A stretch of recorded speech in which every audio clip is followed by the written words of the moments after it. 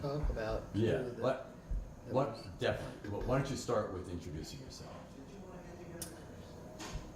Hello, I'm Barbara Bryan. I've been in Primal since '72, and it became important to get a lot of children.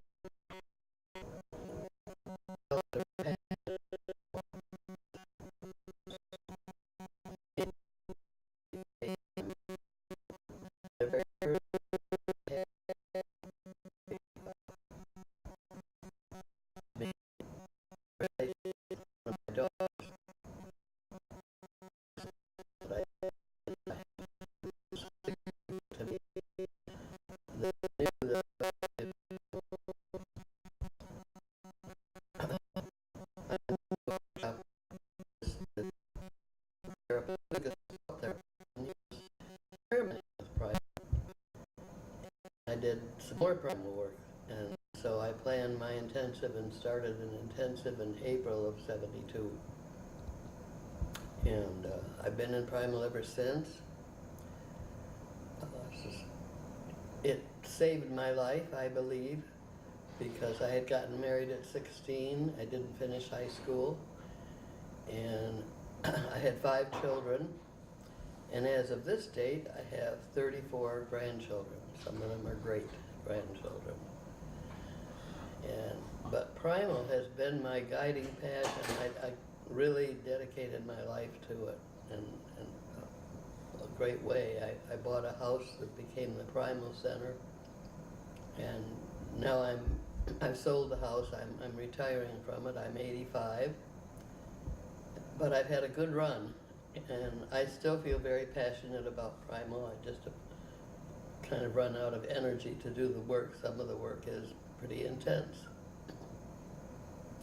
So, and along the way, in order to keep doing that kind of intense work, I started taking trips. And I took at least one trip a year, and sometimes 2 or 3. And it worked just fine for me. I was able to continue working very deeply in Primal for 41 years.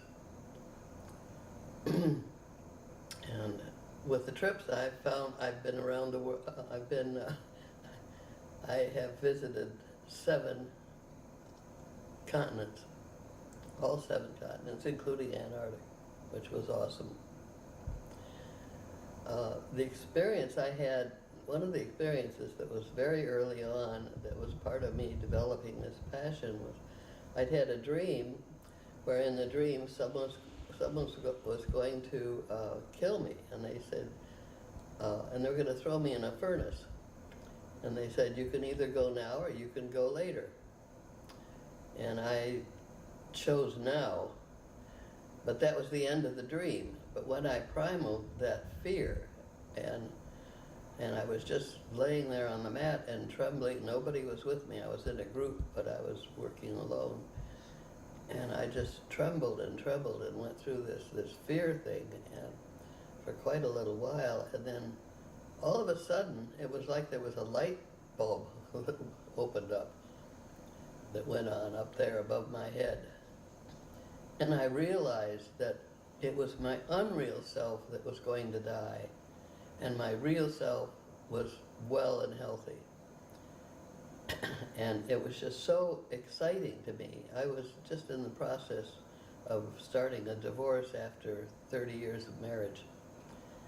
And it was so exciting to me that I wanted to get up and run around, and I did. I got up and I ran around trying to tell people in the group what had happened, because this was just incredible, you know, and it was so real. And then I went outside, and it was a beautiful day, and I just went outside and I raised my arms and I started yelling, "I got me back." And it was one of those epiphanies. It was incredible. And how could I not love the primal process? It was wonderful, and it continued to be that way. And worked as a therapist, and I've done a lot of training. I was at 9 different ARCs, which are 40-day training sessions for primal therapists. And so it's been a wonderful life. And my house, I bought a house that was for the Primal Center, and it served me well. We had all kinds of wonderful therapists come and visit from Australia and England and Canada. And it's been a good run. It's been a wonderful run, and I'm very happy and I'm very grateful for my life.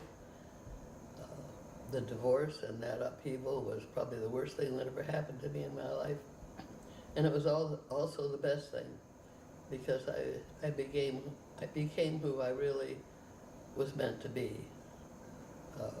Not that I feel I've succeeded in reaching every goal, but I've done okay. I've done a good job, and I feel good about it, and I'm grateful.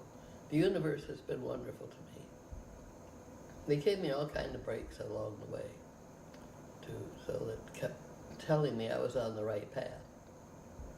For instance, I never finished high school, but I got into a program in my 40s, early 40s. I went out of the house and got into this program called Investigation into Identity, because I didn't know who I was. And in the process of that, I met this Gestalt therapist who was experimenting with Primal. And I got the courage to go back from this investigation into identity. I got the courage to go back to school. So I went to a community college. They never asked for my high school diploma. And in 4 years, I got a 2-year associate degree in mental health. And then, because of the work that I was doing, I was grandfathered into a certified social worker. And with that, I could work in the clinic, as long as there was a psychiatrist there. So I did work in several clinics, but I wasn't able to do much primal work. And then I got accepted into a master's program without a BA. And the master's program was an external one. My psychiatrist that I had worked under for a while was the mentor in my area, and he got me in based on my resume, which I had been doing for 4 or 5 years.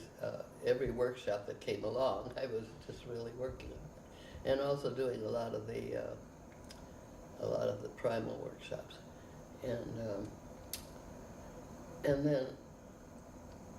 and then I went to the first ARC in '77, and I did my master's thesis based on the dreams that I had at that ARC.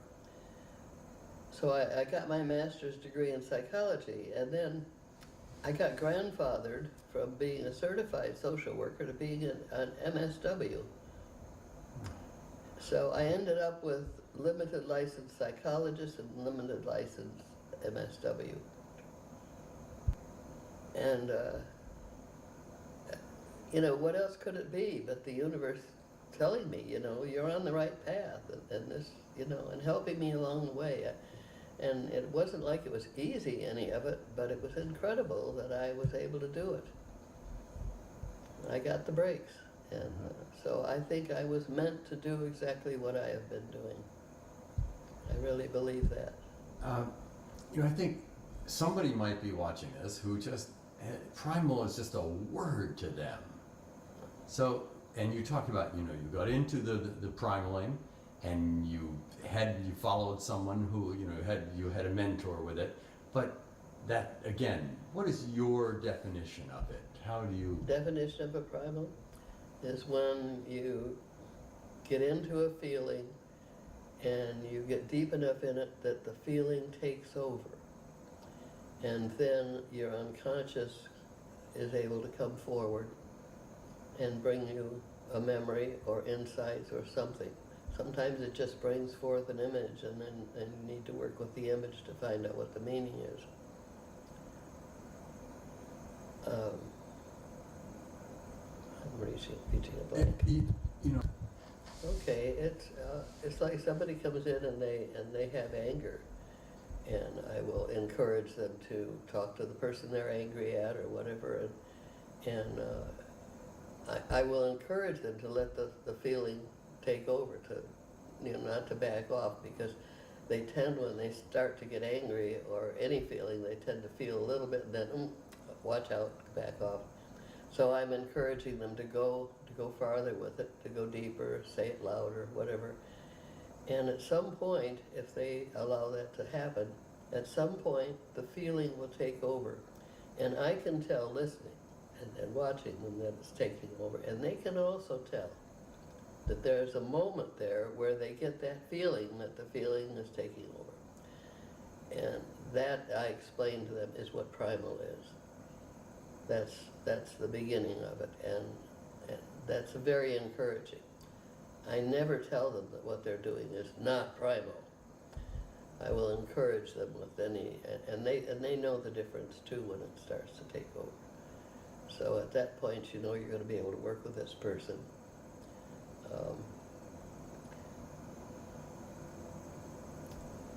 Let me see. Was a primal therapist in the beginning years. He's been gone for a long time now.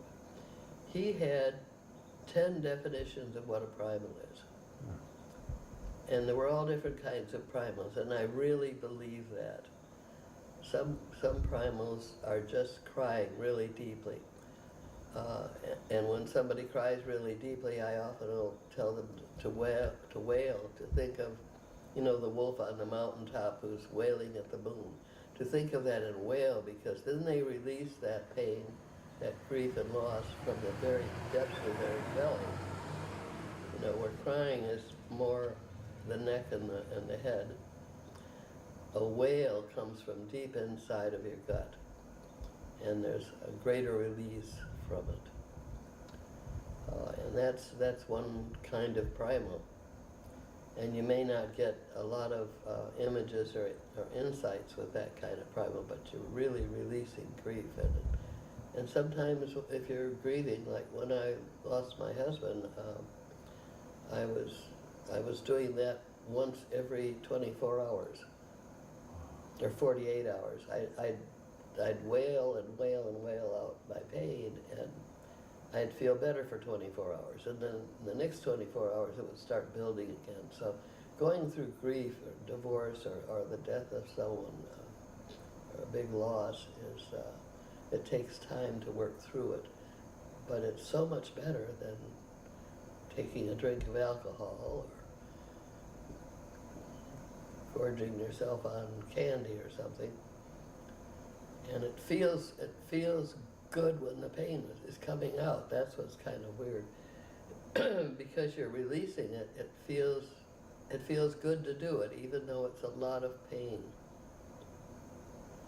It's hard to understand until you felt it, I guess. But and then I've had people do laughing primals. Yeah, I don't see Sandy do that, and my experience is limited. Laughing primals, yeah. Well, it happens spontaneously. It isn't something you can start trying to do. But I was working with one young fellow, and I'd worked with him doing an intensive for a couple of weeks. And the last day, something happened. He just felt so good, and something happened, and he just started laughing, and the room was covered with mats, so he was rolling around on the floor and laughing, and I was laughing with him. It was just so funny. And it was a joyous kind of feeling. He had just felt so good about what he'd been doing. And so there's all kinds of primals. Another thing that people do, that most of the techniques that I used with people are things I did that helped get them go deeper, were things that had worked for me in my therapy. And one of the things I used to do was to roll from side to side on the mat. So I would teach all my clients how to do that. And of course, many years later, EMDR came out, and that's part of what it was. You're connecting the two sides of your brain. And that's what the rolling does. And once you start rolling, often what happens is within just minutes, you'll get a feeling. A feeling will come up, or a memory will come up, or an image. And if it's an image, we go with the image. And like one time I was doing that with a client, and the image she came up with was an ice cream cone.